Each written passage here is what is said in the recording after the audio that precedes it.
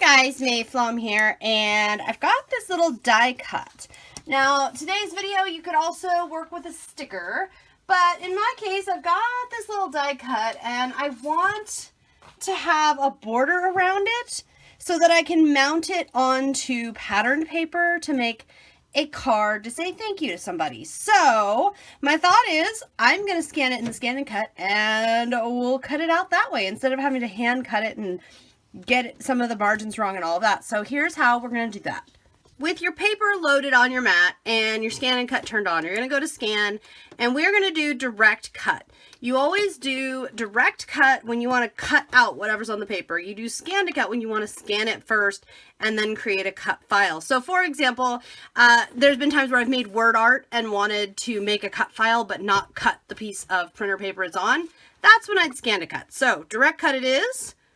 Select a device to okay, color mode, yes, and start.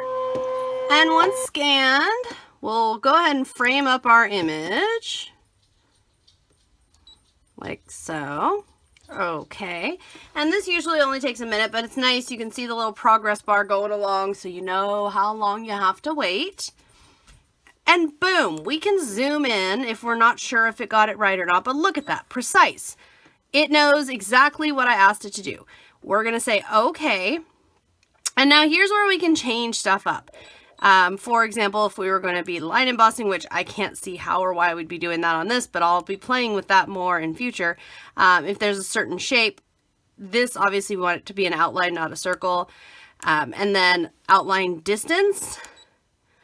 I want a pretty decent outline. So I'm going to do, okay, so 0.04. If you have stamps with matching dies, it's usually 0.04. So 0.08 would be twice that. I'm going to go 0.12. And then I'm just going to check that my blade is adjusted. I'm going to do a set. This is a heavy cardstock, so I'm going to do a 7. You may notice as your blades age, sometimes they take a little more oomph. So that's totally normal. But anyhow, we're ready. We can cut. And it'll be so quick actually, I'll just leave this on so you can watch it. It's really quick. Boom! And I always like to go like so while still on the mat, just to make sure that I have it, that it's going to cut through enough. If for any reason this did not pop right up, I would have left it like so and recut it. That's just a tip from you to me. Don't take anything off the mat until you're sure that you cut through. But if you are sure, you can pop it right off. Boom, there we go. All right, we're ready to assemble our card. Now that this is cut out and I'm looking at my papers, I would actually like some kind of decorative circular element. So what I'm showing you here is I've got this out. I just want to measure what the widest point is. So let's see here. We've got 3 inches. So 3.5 inches is probably what I want to aim for. Although maybe even 4 inches. Okay, so yeah, about 3.5 inches or so is what I want to aim for. If I could do an oval, that would be great. So I'm going to go ahead, and this is the paper I want to do it on. I just want to get another layer now that I'm looking at this on this, or other papers that I have.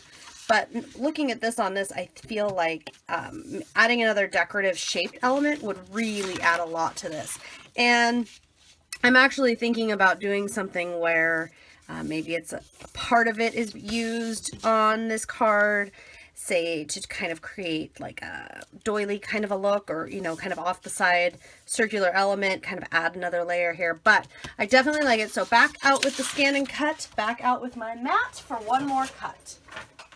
Going into pattern, I've got a lot of options, of course.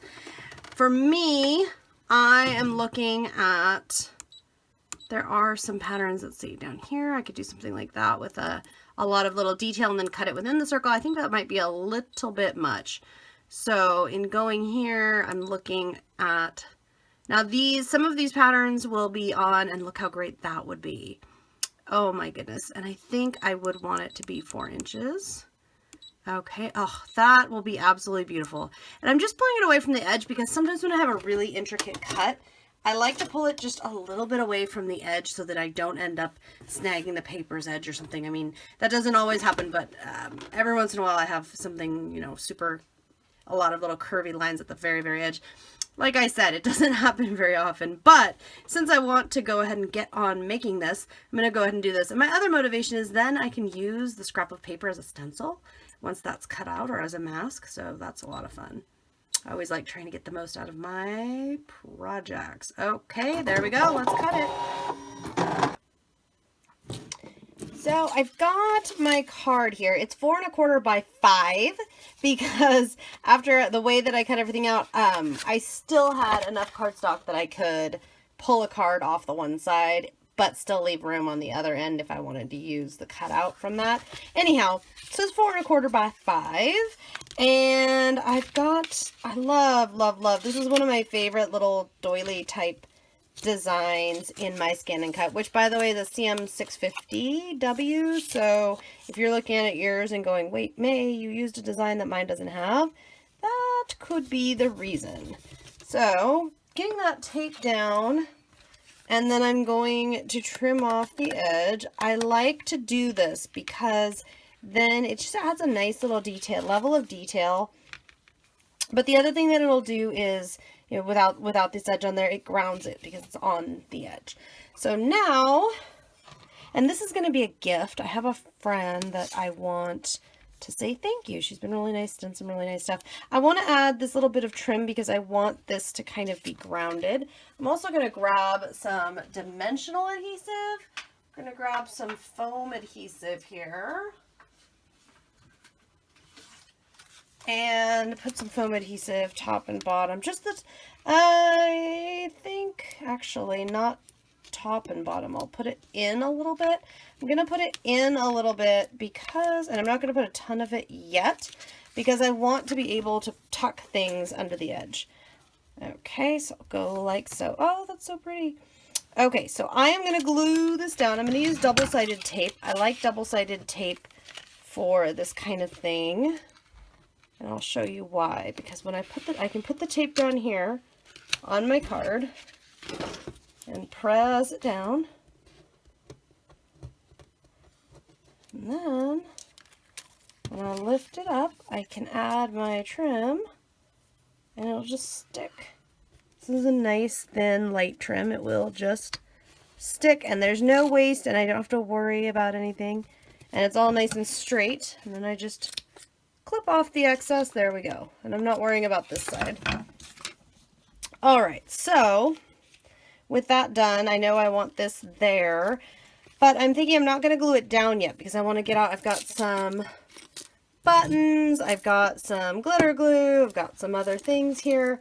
So I'm going to pull some of those things out, and I've got a little dish here that I love to pour buttons and things into little dishes when I'm using them. Okay, so some of those, and let's see, some of these. Oh, come on. This one's a little jammed up. I got it. And you look, my stylus tool works really well. Oh, this one I overfill. I put some back in, and I really had to shake it to get them in there. So now they're all caught. That's okay. I only need a couple. All right, so then I've got some sparkly things over here should I need or want them. So now what I'm going to do is look at this and kind of pick a couple spots to tuck a couple things underneath. And you know what? I am going to go ahead and glue this down because it's not going to need more adhesive. It's going to be just fine because I'll use liquid adhesive on the buttons, and those are going to add stability, and actually the foam adhesive is needed just to get them kind of up here. Whoops, not quite far over enough. Luckily the foam adhesive is forgiving. I just love that I'm getting this little die cut used, and this would be great for, this is a great one for stickers, those random stickers you can't quite figure out how to use or what to do with them. Turn them into a card for somebody, why not? And for me, this is the season. Yes, this could, I suppose, be a Mother's Day card, but it's actually going to be kind of a thank you card for somebody who's done some really nice stuff for me, and I need to make her a card because I'm going to be seeing her soon. So that's the other thing. I'm not worried about bulk because I will be hand delivering this. So I'm really not worried about bulk on this card because I'm not having to put it in the mail at all. I'm going to add that there. And I think mostly I'm going to go with the little light green buttons. I think those will be really nice here and there. So these are going to do two things for me. They're going to add support. They're adding support because they're on the edges of this die cut, so it won't be able to flop down. But the other thing that they're going to add is they're going to add detail. You know I love my detail. There's a little sequin. Let's see, we got a little bead. Whatever you might like to embellish with, please go right ahead. And if you want to do more, if you want to do less, I'm just kind of going with a couple here. I was thinking about one underneath or a couple underneath, like so. Yeah, I think I like 3 different spots. But this is such an easy one because the die cut says hi. And it's such a decorative paper. And then, of course, I ended up with 2 different cuts off the ScanNCut, so that's always cool. So I've got all these elements that just kind of come together on this one nice and easy. I do like that. Okay, so those guys are under there, and I'm going to add a little squirt of glue in here to get everybody to kind of come together, and then a sequin, but I don't want anything on top of the die cut, so tuck the sequin in, and a little more here. Oh, what's going on with this button? Oh, this is a this is a button that is white on one side, green on the other. Let's flip that around.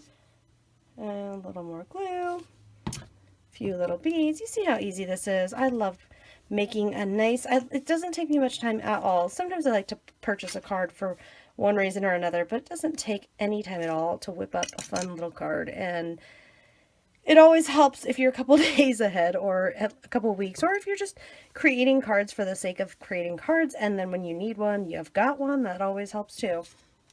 Okay, so the only other thing I want is I want to add a little bit of glitter glue, and I'm going to do this along the edges here, and it's really not even going to be very visible there in the video. It's really just going to show up as a little bit of sparkle when this person receives the card. So a little at the top, a little at the bottom, and possibly a little bit just to tie it in, a little bit in some of the spots along here. Like so. If I wanted to add some shine to my teacup, I could certainly put some kind of glossy raised adhesive or type product along there if I wanted over my teacup. But because of the way the paper is, it's pretty thin. I don't know that the teacup paper itself, I don't know how it would react to that. So I'm not going to do that. I'm going to leave it all nice and matte finish. And wow, there we go. What a perfect springtime. This makes me want to go out to tea. Perfect springtime little card. Hope you've liked this tutorial. Any questions, requests, anything at all, feel free to leave me a comment. I'll see you next time.